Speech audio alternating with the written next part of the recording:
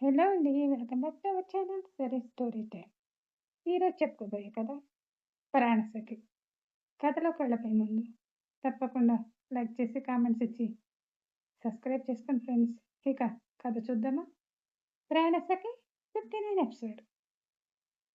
ఆఫీస్‌లో పనిచేసే అమ్మాయితో అలా ఉండటం నీకు తప్పుగా కనిపించలేదు.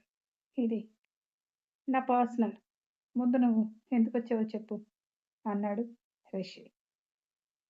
ఆయుష్ కోపంగా అవని వైపు చూసి, నువ్వు రిషితో ఉంటే ఎంతిస్తాడేంటి అని అడిగింది. చూడండి, మీరెవరో నాకు తెలీదు. మా విషయాలు మీకెందుకండి? మీకు మీరు వచ్చిన పని ఏంటో చూసుకోండి అన్నది అవని.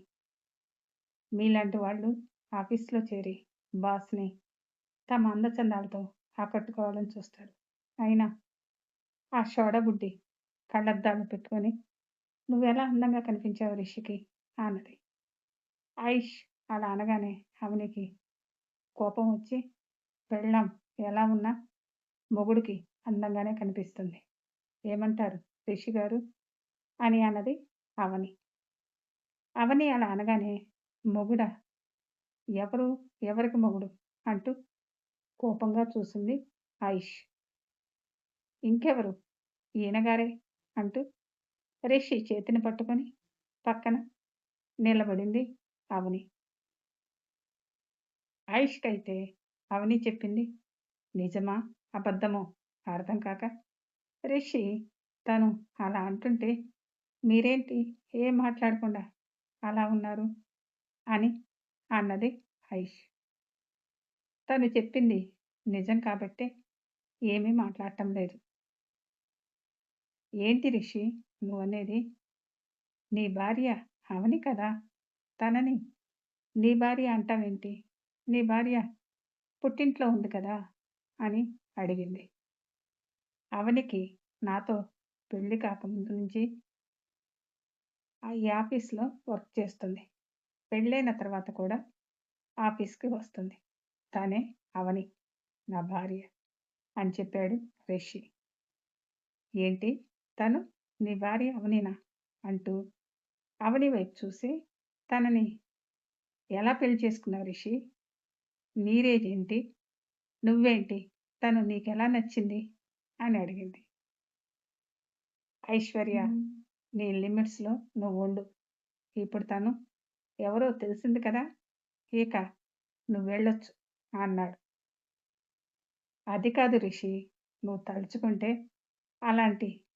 నాలాంటి అందమైన అమ్మాయిలు నిన్ను పెళ్లి చేసుకోవటానికి క్యూలో ఉండేవాళ్ళు. కానీ ఏంటంటే ఇలాంటి తనని పెళ్లి చేసుకున్నావు. ఐశ్వర్య, నీ లిమిట్స్‌లో నువ్వుండు. ఇప్పుడు తనెవరో తెలిసింది కదా, ఇక నువ్వు వెళ్ళొచ్చు అన్నాడు. అది కాదు రిషి, నువ్వు తలుచుకుంటే నాలాంటి అందమైన అమ్మాయిలు నిన్ను పెళ్లి చేసుకోవటానికి క్యూలో ఉండేవాళ్ళు. కానీ నువ్వేంటంటే నాలాంటి ఇలాంటి తనని పెళ్లి చేసుకున్నావు.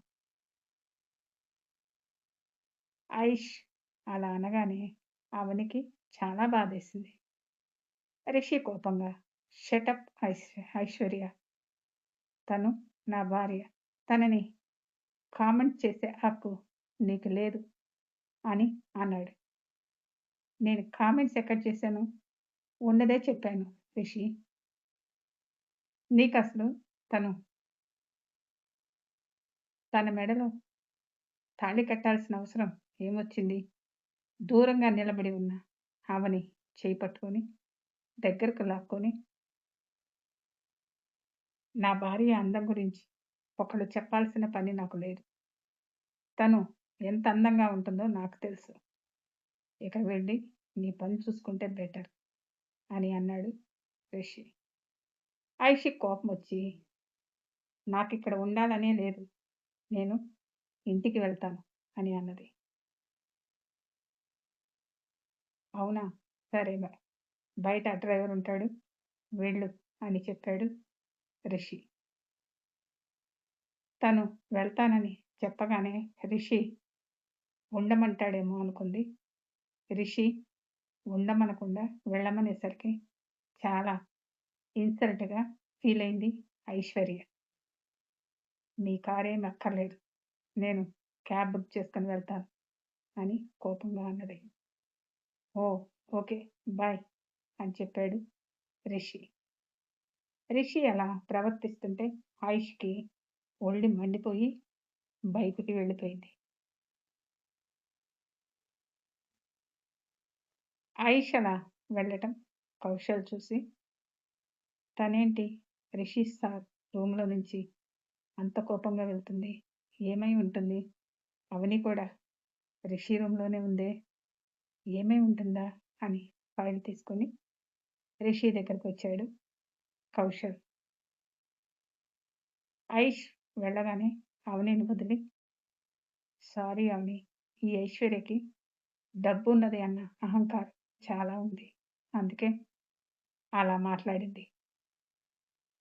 అయినా నువ్వు అందంగా లేవు అంటుందేంటి? ఈ కళ్ళద్దాలు ఉండాల్సింది నీకు కాదు తనకు. అప్పుడు నువ్వు ఎంత అందంగా ఉంటావో కనిపించేది అని అన్నాడు రిషి. ఐశ్వర్య తన గురించి అలా అన్నందుకు బాధ వేసిన రిషి అలా అంటుంటే అవనికైతే చాలా ఆనందం వేసింది.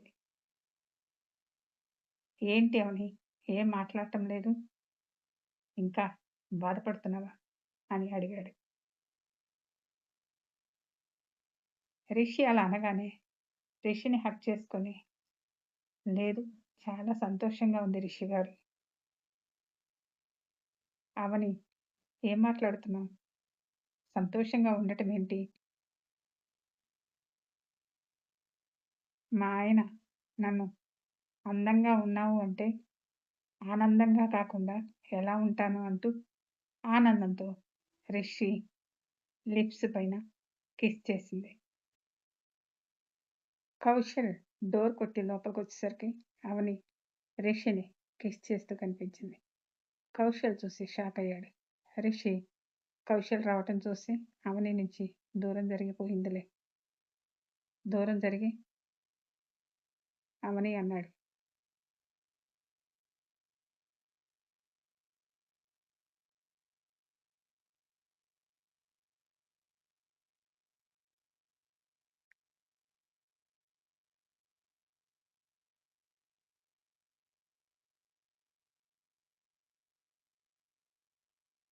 కౌశల్ డోర్ కొట్టి లోపలికొచ్చేసరికి అవని రిషిని కిస్ చేస్తూ కనిపించింది.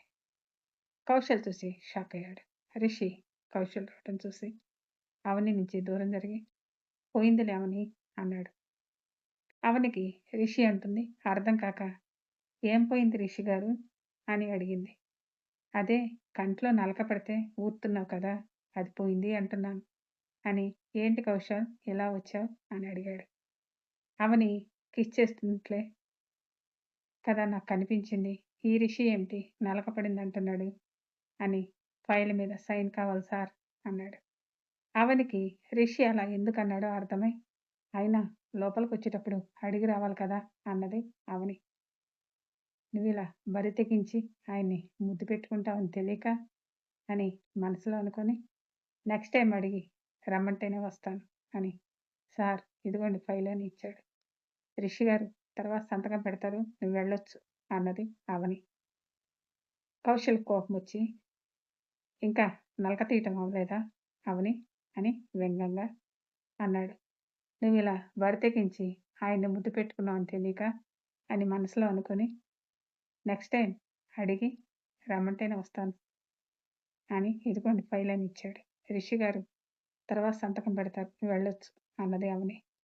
కౌశల్ కోపం వచ్చి, ఇంకా నలక తీయటం అవలేదా అవని అని వ్యంగ్యంగా అన్నాడు. రిషి కౌశల్ వైపు సీరియస్గా చూసి, నువ్వు నా పర్మిషన్ అడగకుండా లోపలికి వచ్చినా ఏమీ అనలేదు, కానీ వ్యంగ్య మాటలు మాట్లాడితే మాత్రం చూస్తూ ఊరుకోను కౌశల్ అని సీరియస్గా అన్నాడు. ఎందుకు రిషి గారు అంత కోపం? ఊరికనే సరదాకే అన్నాను. నువ్వు సరదాకి చాలా చేస్తూనే ఉన్నావు, నేను గమనిస్తూనే ఉన్నాను. అవని ప్రేమించిన వాడిని వాడివి అనే ఒకే ఒక కారణంతో నేనేమి అనటం లేదు. అవని వెంటనే నేను ప్రేమించలేదు. పెళ్లి చేసుకుందాం అనుకున్నాను అని అవని అన్నది. ఏదో ఒకటిలే అవని. మీ పెళ్లి ఆగిపోవటానికి కారణం నేనే కదా! అందుకే ఈ కౌశల్‌ని ఏమీ అనటం లేదు. కానీ దీన్ని అలుసుగా తీసుకొని మితిమీరితే మాత్రం రిషి అంటే ఏంటో చూపిస్తాను అని వార్నింగ్ టోన్‌తో చెప్పాడు రిషి. ఇంకెప్పుడు పర్మిషన్ లేకుండా రూమ్‌లోకి రాకు అని చెప్పి వెళ్ళు అన్నాడు. సారీ సార్ అంటూ కౌశల్ కోపంగా వెళ్ళాడు. అవని నువ్వు చేసే పని ఏమీ బాగాలేదు. నేనా? నేనేం చేశాను రిషి గారు? అంటూ ఇన్నోసెంట్‌గా ఫేస్ పెట్టింది. అవనిని అలా చూడగానే తనకు సిరినే గుర్తుకొచ్చింది. సిరి కూడా అంతే. ఏదో ఒకటి చేస్తుంది. ఏదైనా అంటే నేనేం చేశాను రిషి అంటూ నీలానే ఫేస్ పెట్టేది.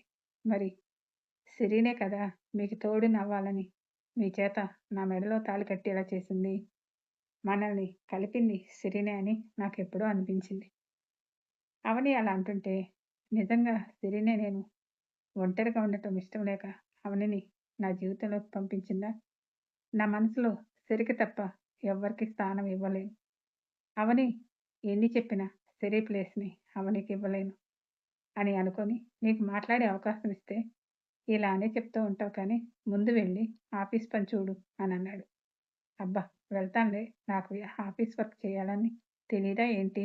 అన్నది. తెలిస్తే వెళ్ళి చేయాలి కదా! అన్నాడు రిషి. వెళ్తున్నాను స్వామి అంటూ అవని వెనక్కి చూస్తూ ముందుకు పడబోతే ఏయ్! జాగ్రత్త అంటూ రిషి వచ్చి పట్టుకొని ఎవరైనా ముందుకు చూస్తూ నడుస్తారు. తమరేంటి వెనక చూస్తూ నడుస్తున్నారు. మిమ్మల్ని వదిలి వెళ్ళాలని లేదు. నేనిక్కడే ఉండి వర్క్ చేస్తాను. ఏమంటారు? నెత్తిన ఒకటి వేసి ఇది మన ఇల్లు కాదు. రూము కాదు. ఆఫీస్. అది గుర్తుపెట్టుకొని వెళ్ళి పని చూడు. అది నిజమే కదా! సరే వెళ్తాను. ఈవినింగ్ హాస్పిటల్ నుంచి ఇంటికి మర్చిపోకండి. ఇంటికి వెళ్ళాలి. మర్చిపోకండి అని చెప్పి బయటికి వెళ్ళింది. అవని వెళ్ళగానే ఈ ఐశ్వర్య ఆఫీస్‌లో జరిగిన దాని గురించి ఇంట్లో చెప్పి ఏం గొడవ చేస్తుందో ఏంటో! ఈ అవని ఏమో ఇంటికి తీసుకెళ్ళమంటుంది. మమ్మీనేమో తీసుకురావద్దు అంటుంది. ఇప్పుడు ఎవరి మాట వినాలి? మమ్మీ మాట వినకపోతే మమ్మీకి కోపమొస్తుంది. అవని మాట వినకపోతే అవనికి పంతానికైనా ఇంటికి వస్తుంది. అంత రాక్షసి. మమ్మీకి తెలియకుండా అవనిని ఇంటికి తీసుకువెళ్ళాలి. ఎలా అంటూ ఆలోచిస్తూ ఉన్నాడు రిషి. Story continue. మళ్ళీ నెక్స్ట్ ఎపిసోడ్‌లో కలుసుకుందాం. Thank you.